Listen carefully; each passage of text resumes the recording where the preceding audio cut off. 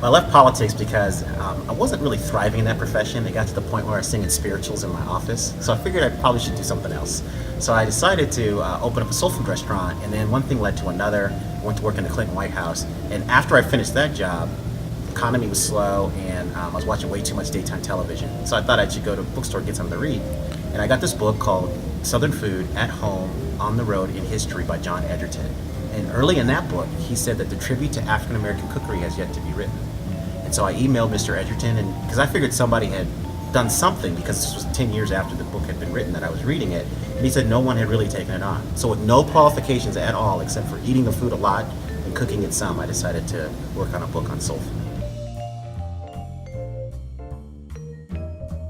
So I guess the real turning point in doing this research on soul food is the fact, well, there's several. One was that there wasn't much out there.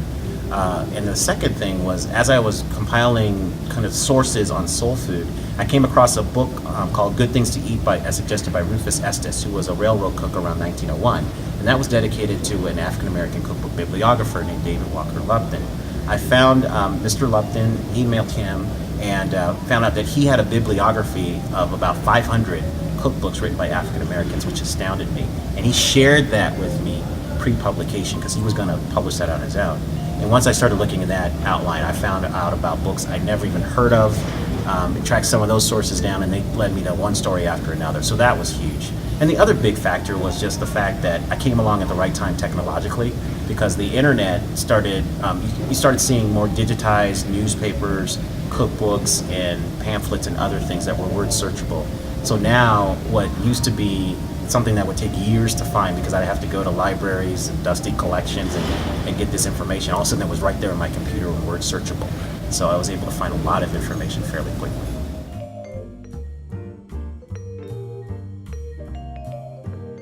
So my favorite dish growing up was our New Year's Day meal. So my parents are from the South, and so even though I grew up in the suburbs of Denver, which immediately loses me street cred whenever I talk about soul food, we would have Southern food and soul food a lot. And so our New Year's Day plate followed the Southern traditions. So we would have mixed greens for paper money, black-eyed peas for good luck, and then we would have chitlins, which are stewed pig intestines, which is a delicacy misunderstood and maligned by so many people. But a lot of people can't deal with the smell and the fact that they're pig intestines. But we have those. And then also we would have candy jams, cornbread, and then the thing I really loved is this dessert called lemon icebox pie. So lemon icebox pie is like a key lime pie, except you have a lemon filling with the meringue on top and a graham cracker. Well, instead of a graham cracker crust, you have the vanilla wafer crust, and then you refrigerate it. It is slamming. So that's my favorite kind of soul food Southern meal. But then the other thing that I loved was something we called cannolis. Now, we're not Italian, right? So we messed it up because cannolis are really a dessert kind of cookie. But what we were eating were calzones. But essentially, it's some kind of pastry that has a filling in it, usually like hamburger or sausage, cheese, pepperoni, and other things. And then you fold that up and bake it. And that was the thing we would run home to have if you knew that we were having calzones, which we called cannolis. Those were my two kind of favorite family foods growing up.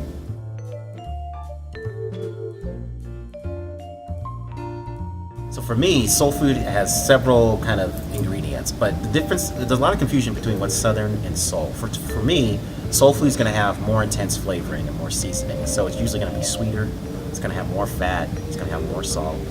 It's usually the funky cuts of meat, so the odds and ends like oxtails, pig feet, chitlins, and things like that. But it's really about the seasoning. Other than that, there's a lot of overlap between Southern and soul. A lot, fried chicken, the greens, the black-eyed peas, the fruits you eat, all of that stuff. There's a lot of overlap.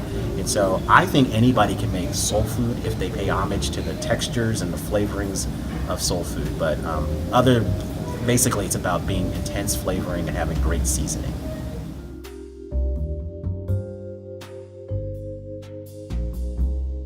So in Denver, Colorado, what jazzes me about the local soul food scene is that it even exists, because a lot of people just don't think there are black people in Colorado, which I have to assure them of that. And I have to also assure them that when we talk about greens, we're not talking about marijuana, we're talking about collard, mustard, turnip, kale, and cabbage.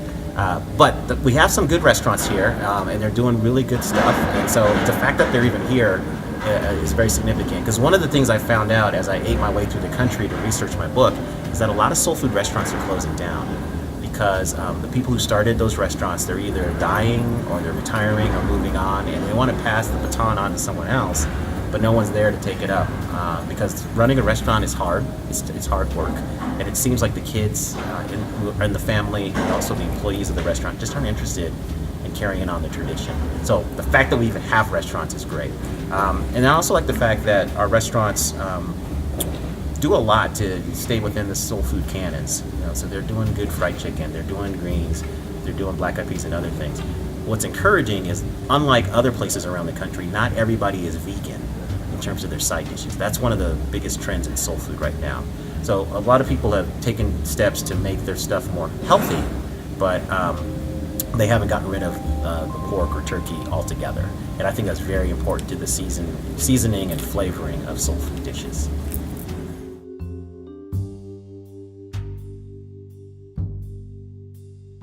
The most unusual ingredient that I've seen used is a coulicle. For the uninitiated, a coulicle is a Kool-Aid pickle. Here's how you make a coulicle.